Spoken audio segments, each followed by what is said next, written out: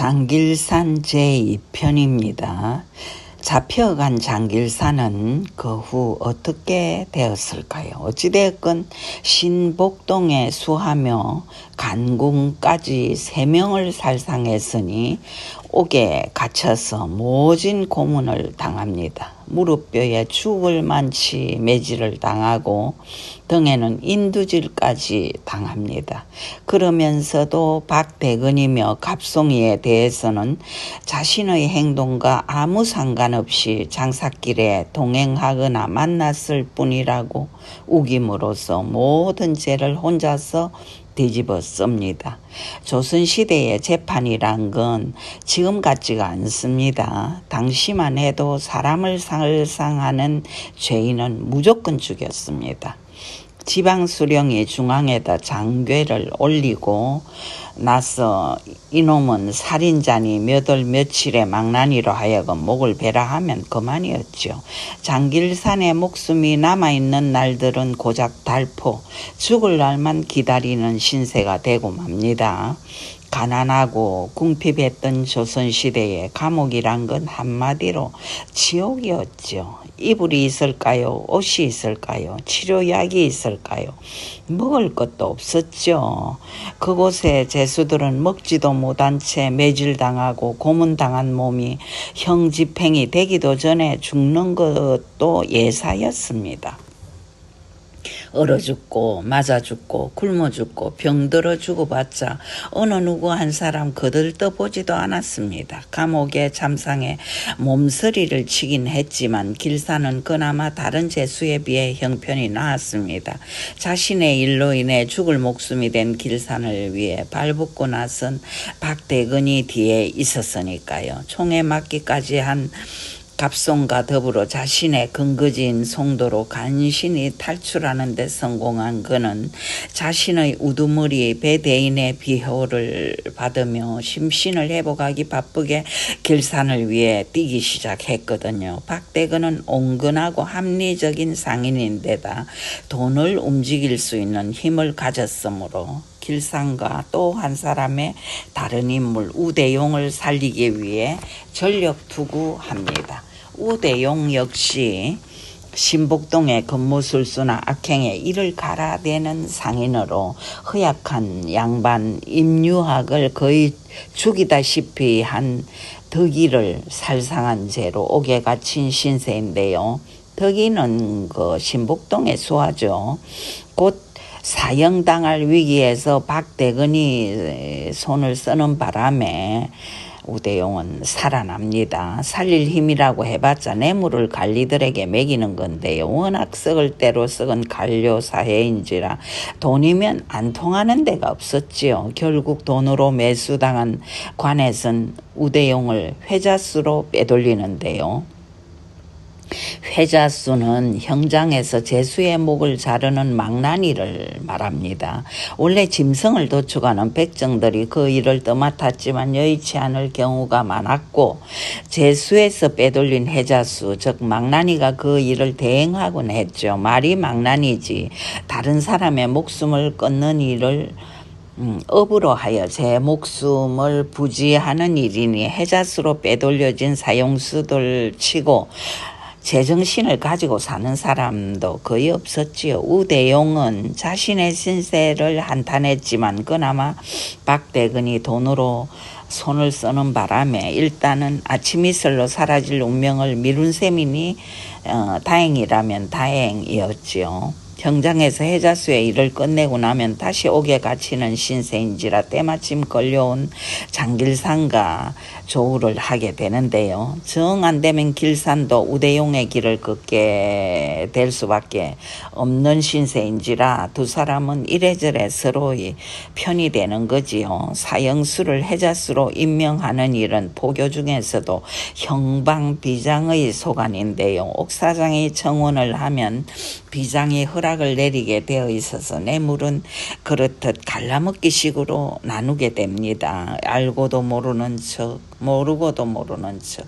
관료사회라는 게 더구나 감옥이 돌아가는 꼴은 정말 가관입니다. 한편 제인마을의 강대 총대 손돌 영감의 양딸 묘옥은 길산이 사람을 죽여 옥에 갇혀서 형장에 끌려갈 날만 기다린다는 소식에 천지가 무너지는 마음의 고통을 겪는데요. 결국 남장으로 옷을 바꾸어 입은 그녀는 개나리 보찜을 지고 해주의 감옥을 향해 가게 됩니다. 가는 도중에 갖은 고초를 겪고 죽을 고비를 만나가며 묘옥의 고달픈 인생 여정은 계속이 되는데요. 장길사는 옥에 갇혀 목에 칼을 쓰고 있으면서도 끝으로 의연하기만 합니다. 사나이 인생이 이렇듯 허무하게 끝나는 건 안타깝지만 그나마 박대근에 의해 사식이 들어오고 있으니 배를 고를 일은 없고 해서 먹다 남은 음식을 병들어 죽어가는 불쌍한 죄수들에게 나눠주기까지 하는 호기를 부립니다. 그뿐입니까? 오간에서도 간장이니 색장이니 해가며 계급을 만들어 더 약한 자를 괴롭히는 패단을 보고 분개하기도 하지요. 워낙 힘이 센 데다 똑똑하고 야무진 거는 다 같은 목숨들인데 사이좋게 지냅시다라며 일시에 오간을 장악하기까지 하지요.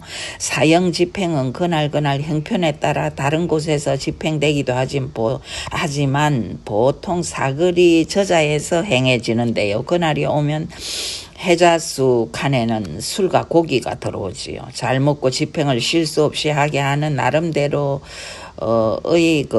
배려인데요. 제 길 술만 나는구나. 해자수들은 침통하게 중얼거리기 일쑤였지요. 해자수들은 그러나 손에 칼을 든 이상 정상적이기보다는 다소 병적인 상태로 흘러가기 마련인데요. 작두칼을 좌우로 번쩍이며 죄수의 주위를 껑충거리고 넘나드는가 하면 모여 앉은 구경꾼들에게 나아가 손을 벌리고 돌아다니기도 하지요. 군중들은 망나니가 제 앞에 가까이 오면 돛잎을 땅에다 내던져 주기도 합니다. 팽화를 거두면서 다시 낄낄대는 망나니들, 사색을 넘어 검은 빛으로 변한 얼굴로 부들부들 떨고 있는 사형수. 조선시대의 형벌의 잔인함을 작가는 특유의 사실적 묘사로 독자들을 전율하게 합니다. 작가는 또 관의 수탈에 의해 핍박받는 민중들의 삶을 거짓없이 진솔한 문체로 그려내고 있습니다. 장길사는 옥에서 점점 세상 이치에 눈을 뜨게 되는데요. 썩을 대로 썩은 관의 세계에 놀랐고 사형 언도를 받게 되는 인간들의 참담한 인생사에 더욱 놀라게 되지요. 아무튼 그는 박대근의 활약에 의해 절체절명의 순간을 피해가며 사형받지 않고 살아남는데요. 심지어는 사형수가 장길산의 이름을 가지고 사형을 당하게 되는 묘한 일까지 겪습니다.